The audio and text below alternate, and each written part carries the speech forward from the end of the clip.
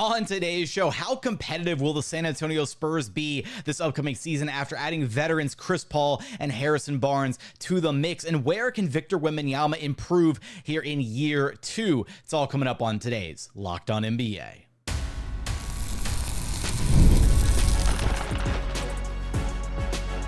You are Locked On NBA, your daily NBA podcast. Part of the Locked On Podcast Network, your team every day.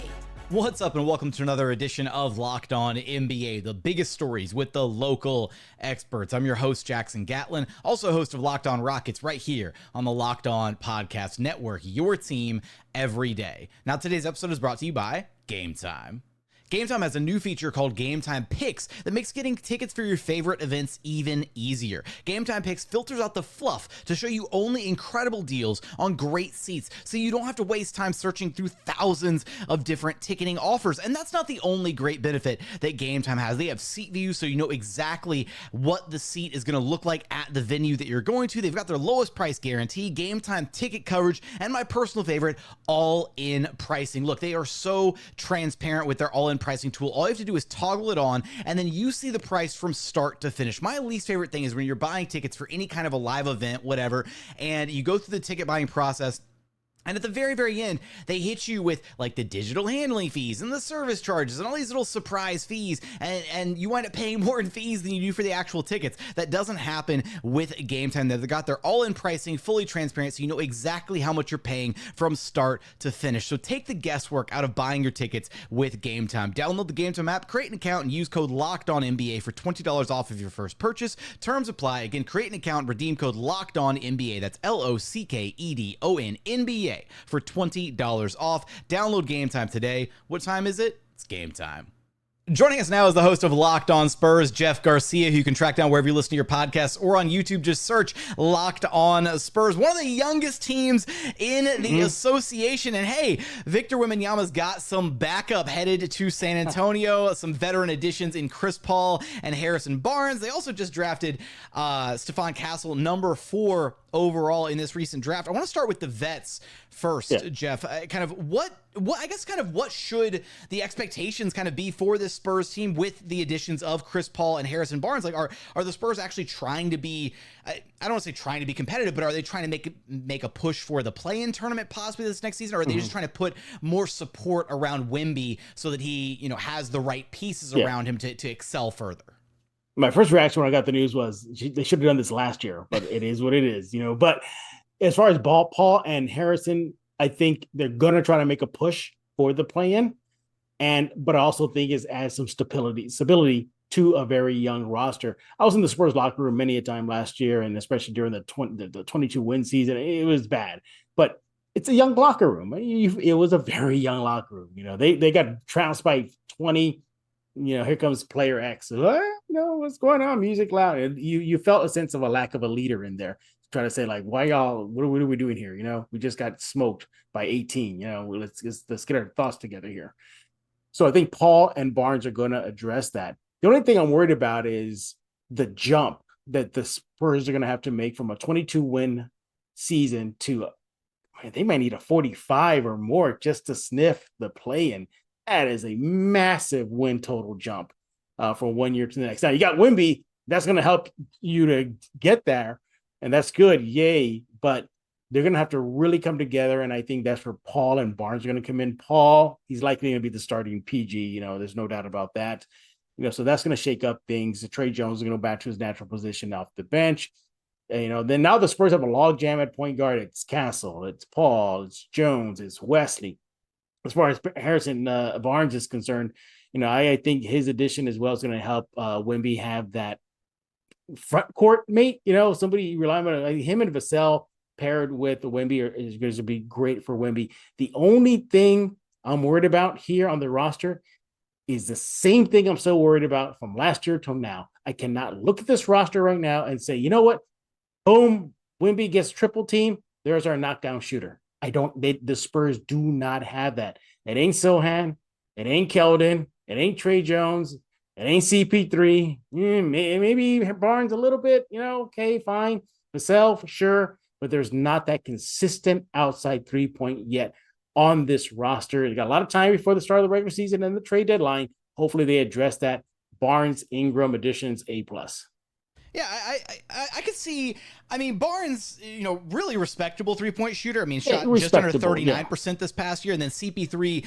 At least those two guys. Maybe neither of them are straight up regarded as like true blue dead-eye 40% plus 3-point shooters, but I do think they're going to help the spacing a ton around Wemby when those double and eventually triple teams do show up. I do wonder too, looking at obviously the addition of Chris Paul is going to make life so much easier for Wemby. What do you envision that kind of doing? I know you mentioned a moment ago, you wish they had done this last year, right? I think that we've seen Chris Paul time and time again elevate different teams that he's gone to, and so not only just your points you were making about from a veteran perspective, kind of a locker room chemistry perspective. I see a lot of parallels between what the Spurs are doing this offseason to what the Rockets actually did last offseason, right? Yeah. They brought in Fred VanVleet. They brought in Dylan Brooks. They brought in the adults to be the adults in the locker room, and it led to a 19-win improvement. Now, the Rockets still didn't make the play-in tournament because the West was really stacked, and they won 41 games and still managed to miss it. The Spurs might actually be in that exact same spot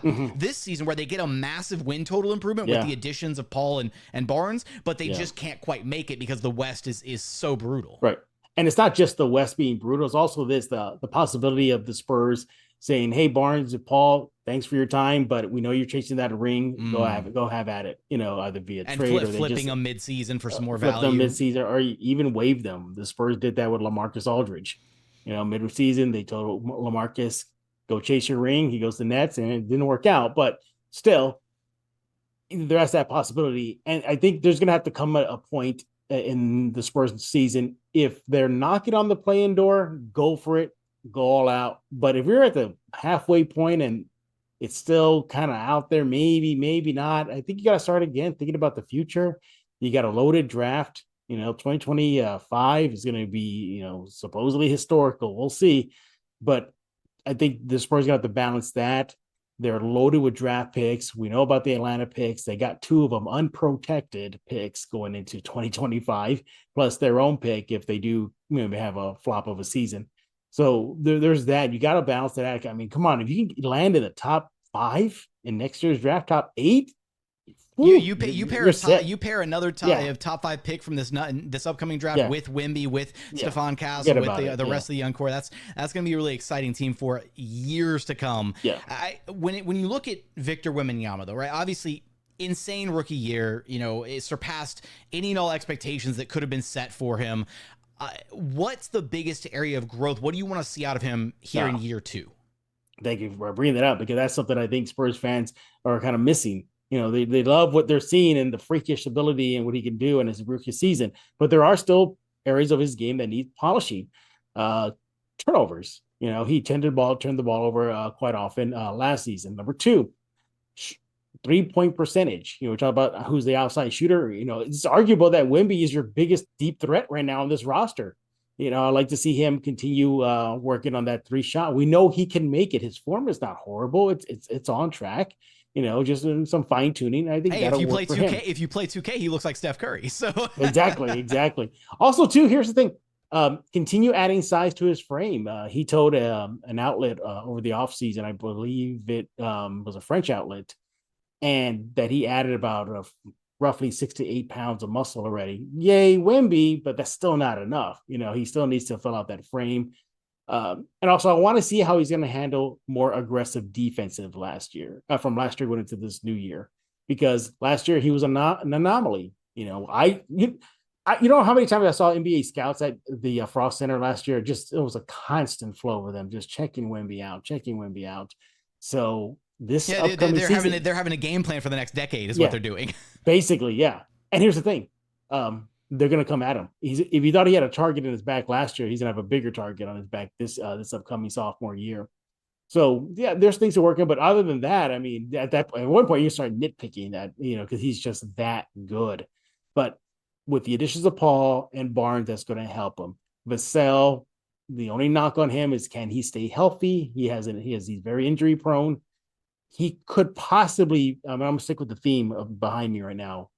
He could be Robin to the Batman right now. He could be. There's a possibility the Spurs may not have to look for that who's going to be the second behind Wemby? They could have it right now if Vassell could just stay healthy and get consistent. So there's that. They struck out on Lauri Markkanen. Trae Young rumors didn't really amount to nothing. Darius Garland didn't amount to nothing. So Wemby's partner could be with him right now in San Antonio, and that could be Devin Vassell. So I want to keep an eye on him. But the guy I'm looking out for is Jeremy Sohan. He's really going to have to show out this year. He can't make a shot worth the what. So is this a boom or bust year for Jeremy Sohan? It's a prove it, man. It's a prove what you got. Year. Because, and he knows it himself. He told a British outlet, Hero Magazine, over the offseason that he personally setting the ball higher for him going into year 3. Look, you compare what he did defensively among second-year pros last year. He was top steals, deflections, screen assist. I mean, just when it brings up to defense, yay, Sohan. But offensively, that's where he still needs help. He switched to the one-handed free throw. It helped. Still not good enough. I think the point guard experiment was a horrific idea. They should have jettisoned it after a week, 2 weeks at most, but they stuck with it. That could have been, a little bit, oh no, let's get our draft odds up a little bit. But, that I think that really hurt his confidence a little bit. I was in the practice conference session where he pretty much cussed that he didn't like being the point guard, which is rare from a Spurs guy to get all pissed off like that. So it is what it is. He moved away and now he's at a natural position. I think he's going to do a good job next year. All I want out of Sohan is just incremental growth, show that you're still there. He's a top 10 pick. He's a top 10 lottery pick. So he's going to show that he's top 10 worthy. So I got him under my crosshairs going into next season. Well, one of the other top 10 picks on this roster, last guy I want to ask you about here, Stefan Castle, who I got to say, I was so high on this guy going into the draft. And look, I'm really excited that the Rockets got Reed Sheppard at number 3. He looks like he's going to be incredible. But I tell you what, Stefan Castle would have been an amazing consolation prize if Reed Sheppard had gone before or whatever. But I also would have hated to see Reed Sheppard in a Spurs jersey. So look, that would have addressed the outside shooting for San Antonio right there. Hey, but Stefan Castle, right, here's the thing is, right, at the combine and everything, he was so adamant about he's a point guard. He played point guard in high school. Yes, the shot is kind of a question mark for him right now, but kind of what should expectations be for his rookie season? You mentioned kind of the glut of point guards on the roster. Do you maybe envision, Castle playing alongside Chris Paul at various points this season, that kind of thing?